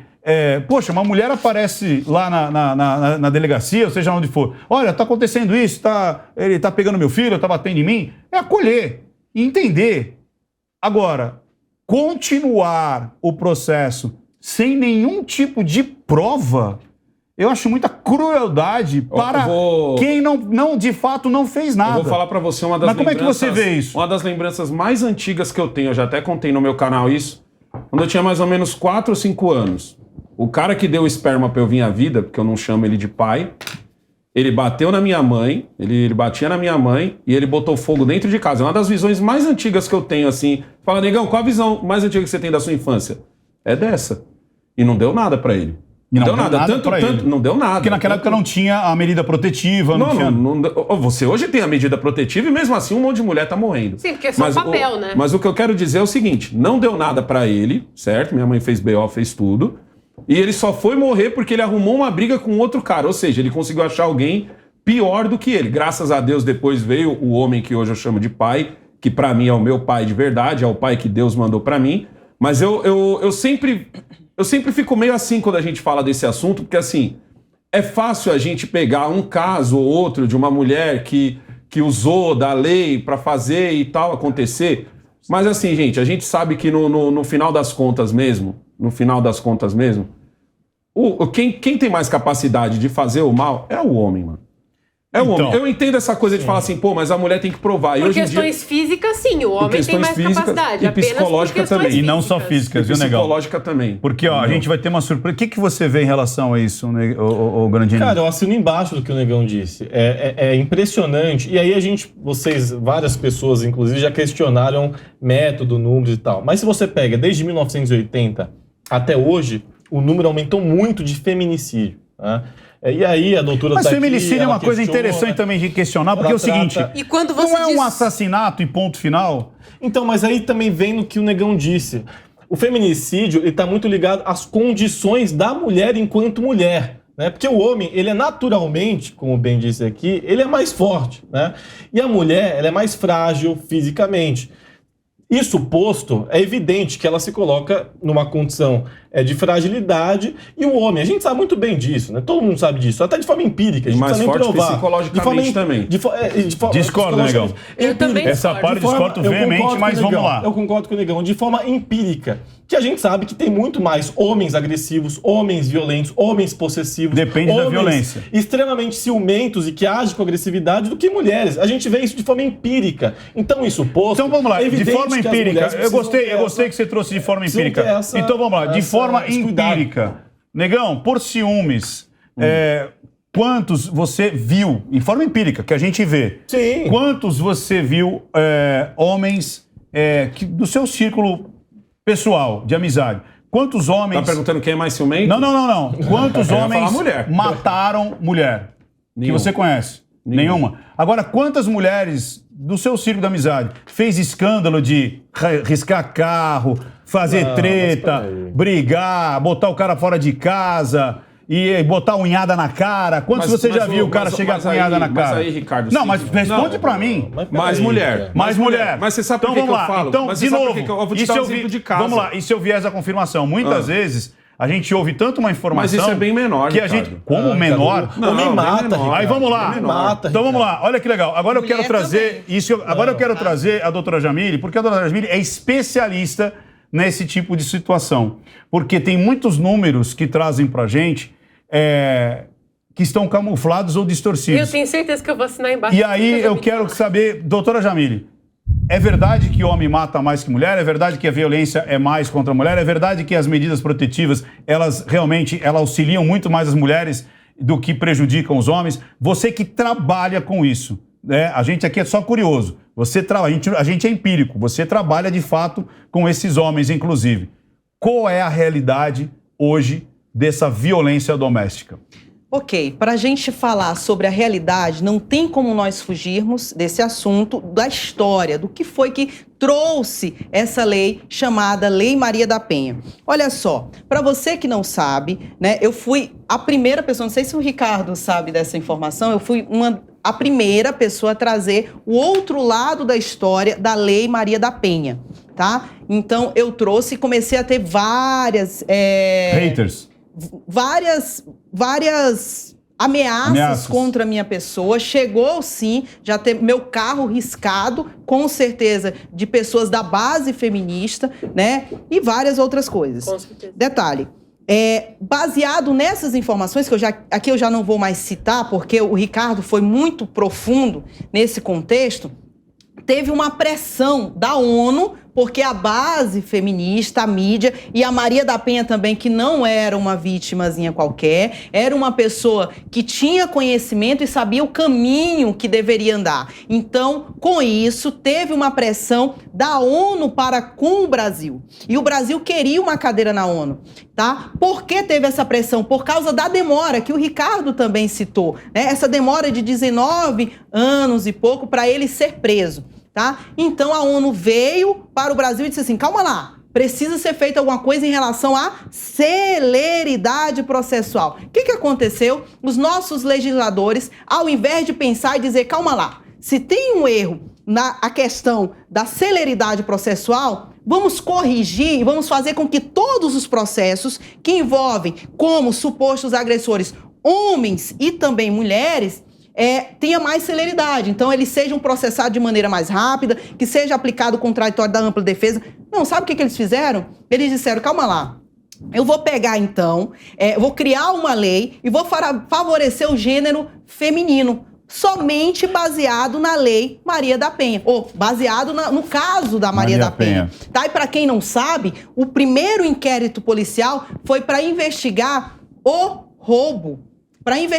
Então teve um inquérito policial. Só que, infelizmente, ela encontrou algumas cartas, que isso ele deixa bem claro que eu errei. Que eu tive um caso extraconjugal e com isso ela ficou chateada, foi na delegacia Só uma e parte, mudou porque todo assim, mundo. exatamente, demorou 8 meses. Então, ela tinha se recuperado, lógico, ela ficou paraplégica. Ele, inclusive, transfere ela para um hospital melhor, que era o Sara Kubitschek, em Brasília. Eles eram de Fortaleza. Ele adapta a casa toda, ele continua com ela, eles estão vivendo. Passa-se 8 meses, ela descobre umas cartas que ele tinha uma amante. E aí ela vai na delegacia e muda toda a situação, dizendo, eu tenho fortes indícios que acho que foi ele que tentou me dar um tiro e acho que ele tentou me eletrocutar. Sabe por quê? Palavras que está escrito no processo. Porque eu entrei no chuveiro, abri o registro... Depoimento dela. E tomei um choque na mão. E ele disse pra mim, deve ter sido o fio terra. E aí ela diz, eu acho que ele tentou me eletrocutar. O que a mídia faz... Heredias tenta eletrocutá-la, Maria da Penha. E eu acho muito interessante porque, para quem não sabe, eu sou acriana de pé rachado. Isso daí é quando é raiz. Você é da onde? Do Acre. Eu sou do Acre. Minha origem é do Acre. Aí sim. E lá no Acre, assim como no Nordeste, porque eu tenho colegas do Nordeste, e eles deixam bem claro que também lá não tem o fio terra, sabe? Não tem nas casas, nas residências. Então a gente vai tomar banho e faz assim, ó. Já leva o choque. Se tiver com o pé molhado, então o que a gente fazia? Ou já calçava sandália, né? Ou saía do banheiro e fazia assim para poder ligar. E ela deixa no depoimento bem claro que quando ela ia ligar o chuveiro, ela levava o choque. E aí eu digo, meu Deus, será que meus pais tentaram me matar também? Porque eu levei vários choques quando eu tinha 12, 15 anos. Que você é o fio terra. Isso, exatamente. Pois é. É isso aí. Então, nós temos que tomar cuidado. Essa é uma realidade que a gente tem que tomar cuidado com o que a mídia expõe. Tá? Porque sempre existe um outro lado da moeda. E aqui, trazendo esse outro lado da moeda, eu queria te perguntar, Você acha? É pra ti. Opa. Leonardo, porque você é meu amigo e tá aqui do meu lado. Não responde, pode perguntar. Você acha que eu, como sendo mulher, eu tenho mais valor do que você? Não tem, mas você tem condições físicas. Você não especificamente. Tô te perguntando em relação a mim, principalmente. Mas como um todo. Você acha que o Ricardo, pegando uma arma e atirando na minha pessoa, e aí também, ele pegando a mesma arma no mesmo contexto e atirando em você. Bater vocês, você bater acha, os cacos, meus deixa eu amigos te perguntar, cacos, você acha que você teria que ter uma pena mais severa, ou o Ricardo teria que ter uma pena mais severa, não é essa questão. só porque ele matou a mim? Não é essa questão, gente. Só acho triste. Essa é a questão, porque é isso que acontece. Eu fico muito triste com essa relativização e esse malabarismo para tentar justificar uma realidade que é muito triste no Brasil. Nós vamos falar é sobre essa evidente realidade. que as execuções de mulheres por parte de homens agressivos, possessivos, acontecem, Léo. são A gente muito sabe que chama crime acontece. passional. Você respondeu. Se chama crime você acha que passional. Já existe lei para O isso. feminicídio é importante no sentido em que muitas mulheres estão em situação como donas de casa, dependem financeiramente dos seus maridos e são agredidas constantemente, não conseguem sair daquela situação porque tem criança pequena para cuidar, porque dependem economicamente e estritamente do marido. Então, o feminicídio foi feito nesse sentido. Não porque Mas o feminicídio só vale quando ela já tá morta. Não porque a mulher tem valores a mais do que o homem, um homem vale mais do que a mulher, mas por conta dessa questão e dessa condição na qual a mulher se encontra, não só no Brasil, mas nos outros países da América Latina, né? De estar dentro de casa, depender do marido. Sim, tudo bem. Depender dessa situação. Mas o feminicídio só vale quando ela já morreu. Ter que engolir essa circunstância. Mas isso em que termos você de está pena, citando, Olha isso que só. você está citando já é a mulher que tem uma condição melhor. A mulher da periferia, por exemplo, ela tem que trabalhar. Isso não é. Isso ela não existe. Fica em casa não existe esperando essa o marido outra bancar. opção. não existe essa opção. Na ela tem que maioria das trabalhar. vezes é só a mulher Mas que eu tá em concordo. casa. Mas além de trabalhar, ela cuida dos filhos sozinha, ela lava, Não, passa, mas cozinha não- sozinha. Aí vem a questão da periferia também, valorização amigo, da não tá- mulher. não tá Sabe o dividido. que a cultura prega? A cultura, eu tô falando, eu vi primas, olha só, de tia chegar assim pras primas, isso é uma cultura que a gente vê nas novelas, vê nos TikToks da vida, vê nesses reels que muitas mulheres passam o dia todo vendo, né, que não querem trabalhar, da mamãe, da titia, da Arranja o marido família, rico. pregando para aquelas meninas, dizendo assim, você tem que procurar um homem rico para te sustentar. Isso daí é uma questão de valorização, que nós temos que mudar essa cultura. A mulher quer ser valorizada, então ela tem que se valorizar em primeiro lugar, para não ter que passar essa situação que o meu querido colega Leonardo está falando. Agora eu quero te falar uma coisa sobre a questão do feminicídio. Claro. A Lei Maria da Penha foi criada, mas nós já tínhamos lei para ser aplicada a qualquer tipo de contexto que se aplica a Lei Maria da Penha atualmente. Então não precisava da Lei Maria da Penha, sim, de uma aplicabilidade. Acelerar o processo. Isso Independente mesmo. se eu matei homem, mulher, criança, Isso. velho, gay, hétero, branco, negro. Ou seja, o que Homicídio. vale é homicídio.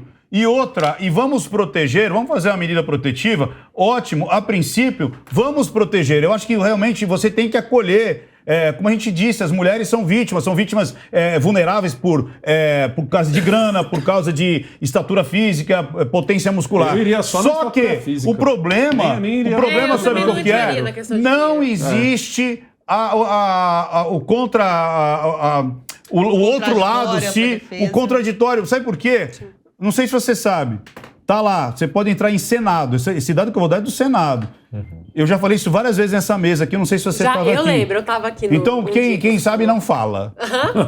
Se você ouviu ou não, é legal. Ele Você tava, mas eu não Tava. sei se ele vai lembrar, Ó, porque eu lembro da reação Das dele. denúncias de estupro, Lembro. quantas não chegam ao final? Ou seja, quantas não são realizadas? Ou seja, quantas foram denúncias falsas porque não conseguiu provar? Você sabe quanto? 80%. Tem homens, Mas aí o erro tá na lei de não punir essas pessoas. que fizeram a denúncia caluniosa. Exato. Eu conheço E não homens... precisa nem o cara processar. Você fez a denúncia caluniosa. Denúncia caluniosa Você fez o precisa Vamos lá, Estado trabalhar vou contar um cara. caso, vou botar nome, acho que ele vai até gostar que eu fale dele. O Alexandre Paiva. Ele está com Eu uma adoro medida o Alexandre protetiva, Paiva. ele está com uma Adoro medida ele. protetiva sem ver as duas filhas há mais de 200 dias e nunca foi provado nada. Não tem materialidade e esse homem está sofrendo, perdendo a criação infância, das o filhas crescimento dele. das filhas, As filhas o direito dele como pai. acham que o pai pode ser um grande agressor. Por quê? Porque a justiça não faz a celeridade. A justiça não vai investigar. Aí joga a culpa em quem? Vamos jogar a culpa nos homens. Existem mulheres que estão sendo assassinadas? Existem. Existem homens que estão sendo violentos? Existem. Mas existe também essa arma da medida protetiva usada como barganha. Se você não me der a pensão que eu quero, eu vou meter uma medida protetiva. E detalhe, eu já vi até namorados e namoradas fazendo isso e demorando às vezes 12 meses para fazer a denúncia. Doutora. A gente vai para um outro lado agora, que são o quê? As falsas acusações. Nós temos que tomar cuidado. Hoje, a Lei Maria da Penha já entrou em vigor desde 2016. Não vou nem questionar essa situação, porque a gente já tratou sobre esse tema. Agora, a Lei Maria da Penha está em vigor. Ok, perfeito. Não vou discutir isso.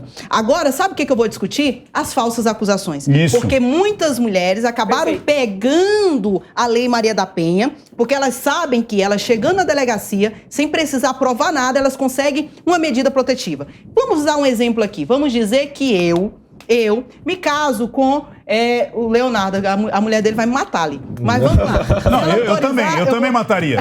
Não, escolheu o Leonardo, pelo amor de Deus. Vamos dar um exemplo. Nessa mesa? Vamos dizer, muita inteligência pro homem pessoal, só. que o Leonardo é um homem de muitas posses. Isso é. De muitas posses. Você vê aí a altura do blazer dele. Conhece o Lula? Isso aqui é Jovem Pan, meu filho, não é meu, não. O que acontece? Isso aqui... Mas vamos lá, deixa a doutora falar. Temos 3 minutos, vamos lá. Eu sou aquela mulher que eu quero me atentar aos detalhes. E eu percebo tudo. Eu percebo o Rolex no braço do Leonardo. Eu percebo o blazer dele de alfaiataria. E aí o que eu faço? Eu digo, não, eu vou ficar próximo do Leonardo. E assim eu consigo atraí-lo, porque a mulher tem essa capacidade. Atraindo ele, em 2 meses ele me chama pra morar junto com ele. Porque é assim que acontece hoje, né? A pessoa fica, em 2 meses já tá morando junto. E aí, morando junto, eu digo, não, agora, beleza, eu vou me separar dele. Procuro uma advogada raiz, feminista, que ela sabe o sistema. Sabe qual é o sistema? Vou na delegacia, faço uma falsa acusação do Leonardo. E ele sai de casa, ele sai né? do apartamento de alto luxo da cidade de São Paulo e eu vou ficar na casa. Ele sai. Até ele provar a inocência, eu já tenho feito festa, eu já tenho feito várias coisas naquele apartamento. Consumiu. Eu tenho um caso, só pra você ter uma ideia, que quando o cara saiu da casa, a mulher chamou no mesmo dia as amigas e foi estourar champanhe na piscina do prédio de uma mansão em São Bernardo do Campo, só para vocês terem uma ideia. Então, onde eu quero chegar? A mídia, ela expõe, CNJ expõe um aumento na violência doméstica, mas nós temos que tomar cuidado. Esse aumento que eles citam é dos dados do registro do boletim de ocorrência e não da condenação. Eu já tive o prazer de fazer uma entrevista com um conselheiro do CNJ, onde deixou bem claro que falsas acusações se trata ou do arquivamento do inquérito, do boletim de ocorrência, ou da absolvição do homem. Naquela época, nós estávamos a tratar de um índice de 96, agora eu não lembro os quebrados, que se trataria de falsas acusações, onde o inquérito foi arquivado por falta de provas, exemplo, caso Neymar, tá? Ou teve absolvição, teve um processo que provou a inocência daquele homem. Logo, se tratava de falsas acusações em torno de quase 97% de todos os registros do boletim de ocorrência que foram registrados. Sabe o que é isso? É preocupante, Leonardo? É que isso vai mexer naquela mulher que realmente precisa da assistência. É isso aí. Sabe por quê? E joga falsa acusação de estupro no Google. O caso do Alexandro, que ele citou, do homem chegar bêbado, bater na mãe dele, ficar com lesões gravíssimas. E aí, sabe o que acontece? A Polícia Civil, o Judiciário não vai olhar para o caso da mãe do Alexandro. Sabe por quê? Porque está olhando para os 97% de falsas acusações. E o pior de tudo isso é com o meu e com o teu dinheiro público que elas estão praticando isso. E o MP não está agindo. E novas mulheres não vão denunciar porque estão vendo as outras denunciação caluniosa para elas serem punidas, para que essas mulheres não façam mais isso. Boa! E é o seguinte, com o Linha de Frente nas alturas, vamos terminar esse episódio. Palmas para essa mesa aqui. Hoje terminar ganhando. E eu quero que você aí em casa, depois, se estiver no YouTube, deixe o seu recado, o que você achou, o que você encontrou aqui, que deu uma luz para você, que deu um insight sobre todos esses temas. Nos vemos no próximo Linha de Frente. Obrigado.